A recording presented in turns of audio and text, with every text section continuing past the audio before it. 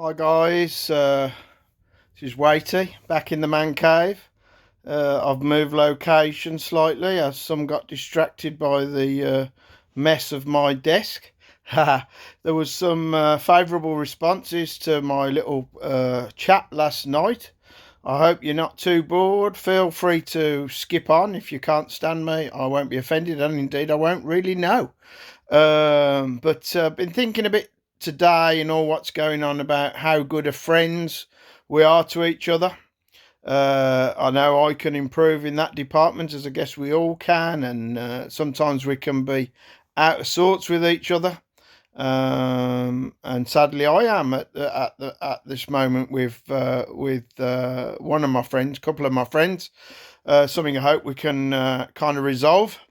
But anyway, that led me to think about some friends in the Bible.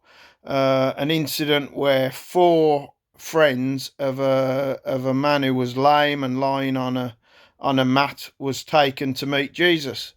There was one problem though. Jesus was in a town called Capernaum, and he was in a house, and the house was rammed, maybe about 50 people in. We don't really know, it doesn't really matter, just that it was rammed and people were trying to peep through the windows. And Jesus was very popular at this stage in his ministry of preaching and healing and teaching. So he'd been invited into this house and everyone had followed him. So these friends get to the house and they're dismayed. They think, "Oh no, we really know that if our friend on the stretcher meets Jesus, things might change for him." So one of them said, "Well, I tell you what, look, it's got a flat roof." So they hoisted the poor bloke up on his stretcher up these stairs, probably nearly dropping him off the end. And a flat roof back in those days wasn't plywood and felt; it was branches and mud. So they thought, right, we'll get him to Jesus. So lo and behold, they scrabble around, move some branches, and move the baked mud, which of course is falling down on all and sundry in the house. And they proceed to lower him down. I'm guessing a rope on four corners and all trying to work together so he didn't slide off and land on Jesus. Or maybe two of them went in, and it doesn't really matter, but they got their friend to Jesus because of their amazing efforts and their faith in Jesus, thinking, well, he was worth seeing with their lame friend. Now, of course, you can imagine the kerfuffle going on in the house. All these people having branches and mud clonking down on their heads. And, the owners of the house, you can imagine going, "What the Pharisees is going on here? Like, this is our roof." But Jesus calms it all, and he sorts the guy out and he heals him.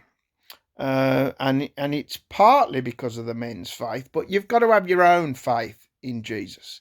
Yeah, your friends can do so much for you, but you've got to believe in Jesus yourself. And no doubt this man was never the same again. Now, what are our lessons for this?